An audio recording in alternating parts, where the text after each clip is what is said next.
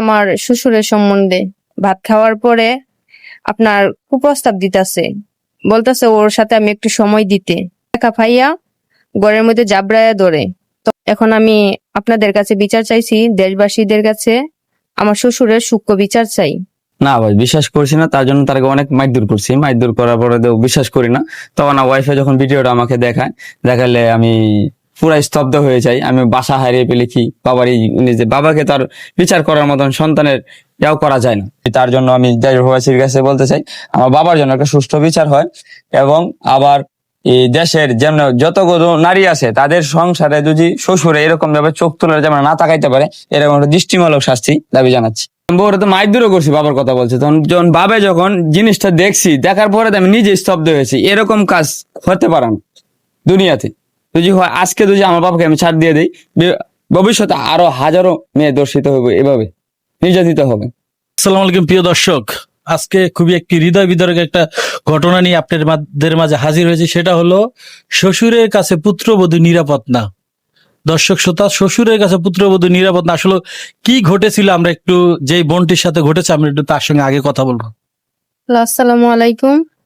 আমি বলতে চাচ্ছি গিয়ে আমার শ্বশুরের সম্বন্ধে।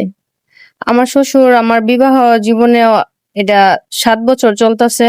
তো এর ভিতরে আমার শ্বশুরে আমার যখন আমি দেশে থাকতাম তখন আমার এক কুপ্রস্তাব ইঙ্গিত দিত। তখন ওর প্রস্তাবে আমি রাজি না হইয়া ওদের কাছ থেকে আমি সরে যাই। তখন সইরা আমি ঢাকা চলে আসি। তো ঢাকা আমি প্রায় 6-7 বছরই হয়ে যাইতাছে আমি ঢাকায় থাকি। তো আমার শ্বশুর আমাদের বাসায় আসে, আসার পরে আমার বাসায় এসে ভাত খাওয়া দাওয়া করছে। করার পরে ওনার কাছ থেকে আমরা কিছু টাকা নিছিলাম। তো ও আমার কাছে টাকা চাইতে আসে। আমার স্বামী তখন বাসায় নাই। তখন আমার স্বামী বাসায় না থাকা অবস্থাতে ও আমাদের বাসায় বইসা ভাত খাওয়ার পরে আপনার কুপ্রস্তাব দিতেছে, বলতেছে ওর সাথে আমি একটু সময় দিতে। তখন আমি ওর কথাতে রাজি হই নাই। তখন ও আমার একা ভাইয়া ঘরের মধ্যে জাবড়ায়া ধরে। তখন আমি কোনো কিছু বাউ না পাইয়া আমি গিয়া আড়ালে ভিডিও ধারণ করি। তো এই ভিডিও দিয়ে আমি আমার স্বামীর কাছে বিচার চাই। তো আমার স্বামী ওর ফ্যামিলিতে জানানোর পরে ওরা বিচার করে নাই। এখন আমি আপনাদের কাছে বিচার চাইছি, দেশবাসীদের কাছে আমার শ্বশুরের সূক্ষ্ম বিচার চাই। তো আপনার বাবার বিরুদ্ধে আপনার ওয়াইফ এই যে কথাগুলো বলতেছে, এগুলো কি আপনি বিশ্বাস করে? না ভাই, বিশ্বাস করছি না। তার জন্য তাকে অনেক মাইদুর করছি। মাইদুর করার পরে বিশ্বাস করি না। তখন ওয়াইফে যখন ভিডিওটা আমাকে দেখালে আমি পুরা স্তব্ধ হয়ে যাই। আমি বাসা হারিয়ে ফেলি। কি বাবারই নিজে বাবাকে তার বিচার করার মতন সন্তানের ইয়াও করা যায় না। আমি কিভাবে বিচার করব? তখন আমি এটা কি করব? আমি একজন চাচারা জানালে চাচা বলে আমার মা অনেক কিছু বিভিন্ন ভাবে আমার বলে। তারপরে আস্তে আস্তে দেখি আমার বাবা আমার উপরে অ্যাটাক শুরু করে। তখন আমাকে নিখোঁজ করে ফেলে, আমাকে মাইদুর করে।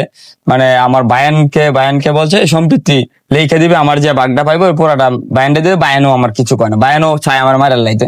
এখন আমি জানি নিরাপত্তা নাই। আমি তার জন্য আমি দেশবাসীর কাছে বলতে চাই, আমার বাবার জন্য একটা সুষ্ঠু বিচার হয়। এবং আবার এই দেশের যেমন যতগুলো নারী আছে তাদের সংসারে যদি শ্বশুরে এরকম ভাবে চোখ তুলে যেমন না তাকাইতে পারে, এরকম একটা দৃষ্টিমূলক শাস্তি দাবি জানাচ্ছি।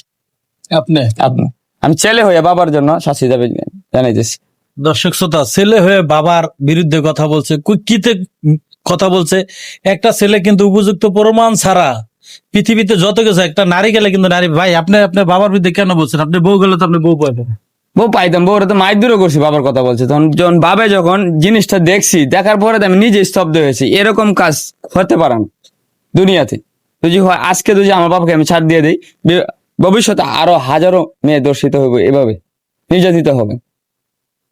দর্শক শ্রোতা, আসলে কিছু বলার নাই। আপনারা বিষয়টা কিভাবে দেখছেন যে এই ভাই তার বাবার বিরুদ্ধে কথা বলতেছে, তার বাবা তার ওয়াইফকে চেষ্টা করছে। তো আসলে এটা খুবই হৃদয় বিদারক একটা ঘটনা যে শ্বশুরের কাছে যদি পুত্রবধূ নিরাপদ না থাকে, তাহলে পৃথিবীতে কার কাছে মানুষ নিরাপদ থাকবে? দর্শক, আপনাদের কাছে অনুরোধ করব, তো আপনি এটা নিয়ে আসলে থানা জিটি মিটি এগুলো কিছু করছেন? হ্যাঁ, থানায় জিটি করছিলাম। জিটি করার অপহরণের কেস করছিল। তখন পুলিশ আসছিল। আপনার ওয়াইফের সাথে যেটা করছে সেটা কি আপনি থানায় দেখাইছেন? থানায় দেখাইছিলাম, গেছিলাম। থানায় এটা বিশ্বাস করতে চায় না, অথবা পুলিশ প্রমাণ যেটা আছে ওটা দিল। পুলিশ আইলে আমার বাপে টাকা দিয়ে দেয়। পুলিশের বাপের কথা আমার উল্টা আরো হুমকি দিয়ে যায়। যেমন আমার একটা ফোন দিয়ে বলি, ফোনটা ওরা নিয়ে যায়, যে ফোনটা ভিডিও করা ছিল। ফোনটা ওখানে উদ্ধার করে দেয় নাই। আজকে মাসখানিক হয়ে যাচ্ছে। আমার 47,000 টাকা নিচ্ছে, টাকাটাও তো উদ্ধার করতে পারতাম না পুলিশে। আমি যদি 2,000 টাকাতে পুলিশ পাঠাই, ওরা 5,000 টাকা আয় পড়ে। আমি নিজে প্রমাণ ভুক্তভোগী। এই দেশের সরকার কি দেখে না? আমি সরকারের কাছে আবেদন করেছি, এই ভিডিওটা সরকারের কাছে যদি যায়, তা পুলিশ প্রশাসনকে যেন এই আমার মতন হয়রানির মুক্ত হয়। আমি একজন দিন আনি দিন খাই, আমি একজন ফেরিওয়ালা। তো দর্শক শ্রোতা, আমার আর কিছু বলার নাই, আপনারা একটু আপনাদের মতামত জানাবেন আর ভিডিওটা শেয়ার করবেন এমন ভাবে যেন ভবিষ্যতে কোনো কুলাঙ্গার শ্বশুর যেন পুত্রবধূর দিকে না তাকাতে পারে। আপনাদের কাছে অনুরোধ করবো, আপনারা যে যেখান থেকে দেখছেন ভিডিওটি শেয়ার করে দেবেন।